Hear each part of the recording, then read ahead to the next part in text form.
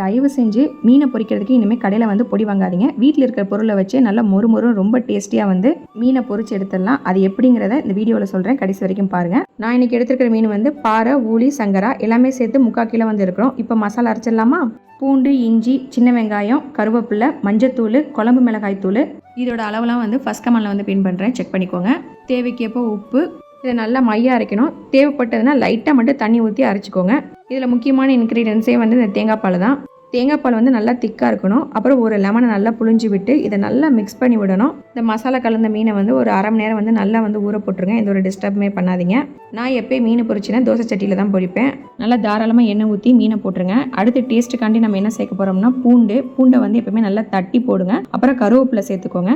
பூண்டு, கருவேப்பிலை நல்ல ஃப்ளேவர் கொடுக்கும். இந்த ரெண்டுமே வந்து அந்த மசாலாவோட சேர்ந்து நல்லா பொரிஞ்சு அந்த மீன் குழம்பு சாதத்தோட அந்த பூண்டை வந்து பிசைஞ்சு சாப்பிட்றப்ப ரொம்ப சூப்பராக இருக்கும். கண்டிப்பாக வந்து நெக்ஸ்ட் டைம் ட்ரை பண்ணி பாருங்கள். அங்கிட்ட திருப்பி போட்டிங்கன்னா சூப்பராக மீன் ஃப்ரை வந்து ரெடியாக இருக்கும். கண்டிப்பாக வந்து நெக்ஸ்ட் டைம் வந்து இந்த வறுவலை செஞ்சு பார்த்துட்டு எப்படின்னு கீழே கமெண்ட் பண்ண மறந்துடாதீங்க. இந்த வீடியோ நீங்கள் ஃபஸ்ட் டைம் பார்க்குறீங்கன்னா கண்டிப்பாக வந்து சப்ஸ்கிரைப் பண்ணிடுங்க. இந்த வீடியோக்கு ஒரு லைக் பட்டன் அமைக்கிறங்க. என்னோட சேனலில் வந்து நிறையா குக்கிங் வீடியோஸ் வந்து அப்லோட் பண்ணியிருக்கேன். உங்களுக்கு ரொம்ப பிடிக்கும். அதனால் கண்டிப்பாக வந்து செக் பண்ணி பாருங்கள். நெக்ஸ்ட் vlogல சூப்பரான ரெசிபியோட வரேன். தேங்க்ஸ் ஃபார் வாட்சிங்.